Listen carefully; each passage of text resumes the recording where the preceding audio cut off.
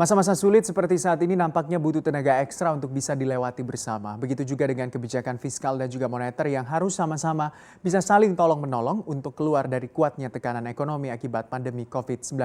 Bahkan eksekutif dan juga legislatif meminta untuk Bank Indonesia untuk bisa dengan cepat mengeluarkan kebijakan ataupun kata sepakat untuk burden sharing. Seperti apa sebenarnya? Kita lihat ya, saatnya BI membantu NKRI. Kita lihat dulu sebenarnya hal ini semua berawal ketika Bank Indonesia belum mengeluarkan kata sepakat terkait dengan langkah Bank Sentral dalam program penyelamatan ekonomi negara atau PEN yang dipertanyakan oleh DPR. Anggota Komisi 9 DPR juga Misbakun meyakini kalau burden sharing tinggal masalah waktu. Bank Indonesia disebut-sebut juga cepat atau lambat akan mengambil peran penting untuk bersama-sama pemerintah untuk berbagi beban. Karena kalau kita lihat beban yang dipikul oleh pemerintah saat ini sebenarnya sudah berat. Posisi utang pemerintah terus bertambah karena pembiayaan pandemi COVID-19. Pemerintah juga melalui Kementerian Keuangan hingga 31 Mei 2020 telah melakukan penarikan dan juga pinjaman dari baik multilateral dan juga bilateral dengan total adalah 1,8 miliar US dollar atau kalau kita kalikan dengan kurs Rp15.000 setara dengan 27 triliun rupiah. Tentunya pinjaman ini berasal dari Asian Development Bank, Islamic Development Bank, terus ada juga dari Bank Pembangunan Jerman, dari Japan International Corporation dan juga dari World Bank atau Bank Dunia.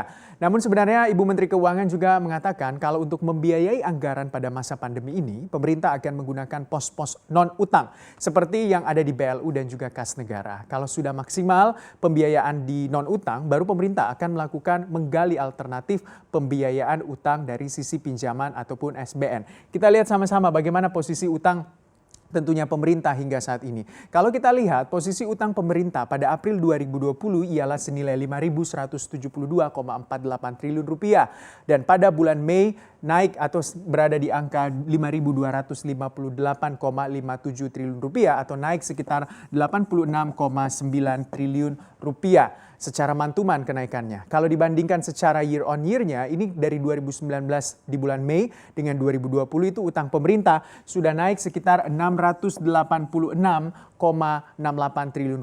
Jadi dari Rp4.571,89 triliun itu sekarang menjadi Rp5.258,57 triliun. Sangat banyak utang pemerintah. Kalau kita lihat tentunya rincian utang dari pemerintah ini adalah terbagi dua. Dari SBN atau surat berharga negara senilai Rp4.442,9 triliun. Sementara untuk posisi dari pinjaman adalah Rp815,66 triliun. Nah, sementara itu berapa sebenarnya utang pemerintah kalau kita lihat untuk penanganan pandemi COVID-19? Kita lanjut ke next slide-nya. Nah, kalau kita lihat ini adalah posisi utang pemerintah. Menurut Bendahara Negara untuk Bu Sri Mulyani ini mengatakan kalau kebutuhan utang pemerintah itu adalah Rp1.439,8 triliun untuk membiayai penanganan pandemi corona di negeri kita tentunya ya. Utang ini tentunya didominasi penerbitan surat berharga negara senilai Rp1.298,3 triliun dan ditambah juga penarikan pinjaman senilai Rp150,5 triliun. Sekitar kurang lebih Rp856,8 triliun akan dipenuhi dari lelang utang di pasar domestik dan juga luar negeri. Penerbitan SBN retail, private placement, dan juga penerbitan surat utang berdenominasi rupiah dan juga valuta asing. Ini terdiri dari SBN falas Rp132 triliun, SBN retail juga diperkirakan ada 60 triliun, terus private placement juga diperkirakan ada sekitar 10 triliun rupiah. Dan kalau kita juga berkaca sisanya dari lelang SBN 2 mingguan dan juga SUN konvensional serta sukuk. Kebutuhan utang yang sangat besar ini membuat target serapan utang dari hasil lelang meningkat juga dari Rp20 triliun pada tahun 2018 sampai dengan 2019 menjadi Rp45 triliun per 2 pekan tahun ini. Target ini juga dijalankan mulai dari kuartal 2 sampai dengan kuartal 4 di tahun 2020. Pemerintah juga mengestimasikan kalau BI setidaknya bisa membeli surat utang berkisar Rp106 triliun sampai dengan Rp242 triliun. Proyeksinya ini merujuk pada kapasitas pasar di 2008 sampai 2019.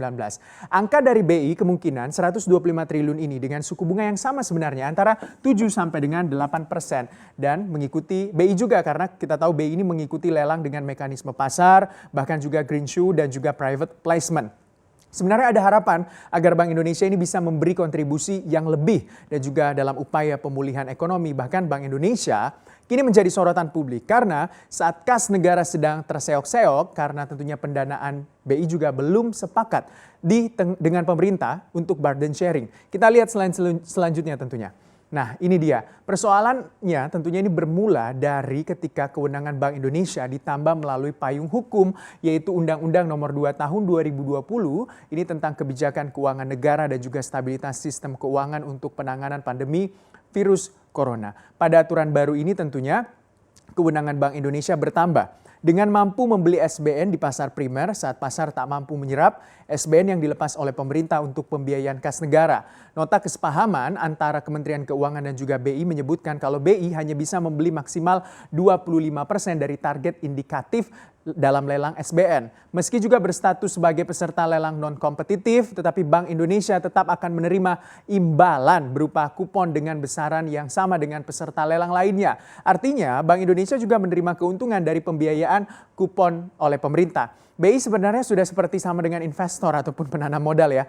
Jadi pada rapat antara Badan Anggaran dan juga DPR sebenarnya yang membahas RKP 2021 ini, anggota DPR Misbakun menyoroti soal langkah BI atau Bank Sentral ini untuk penyelamatan ekonomi negara dalam rangka untuk pemenuhan anggaran terkait dengan penanganan kesehatan, bantuan sosial dan juga pelayanan umum baik di pusat dan juga daerah harusnya sebenarnya bisa diterapkan surat utang negara dengan bunga 0% ataupun zero coupon bond. Nah, karena saat ini bunga SBN yang diterbitkan oleh pemerintah berkisar antara 7 sampai dengan 8% dan juga akan cenderung meningkat, obligasi dengan kupon 0% ini tentunya sering disebut dengan perpetual bond atau akrab disapa dengan PREP gitu ya. Jadi tidak hanya tanpa kupon, obligasi ini juga tanpa tenor. Artinya ini berarti utang tetapi tidak ada yang tahu kapan utang itu akan dibayar. Jadi gampangnya ini seperti memberi hibah karena si pengutang juga tidak punya kewajiban untuk melunasi utang dalam jangka waktu tertentu. Kedengarannya mungkin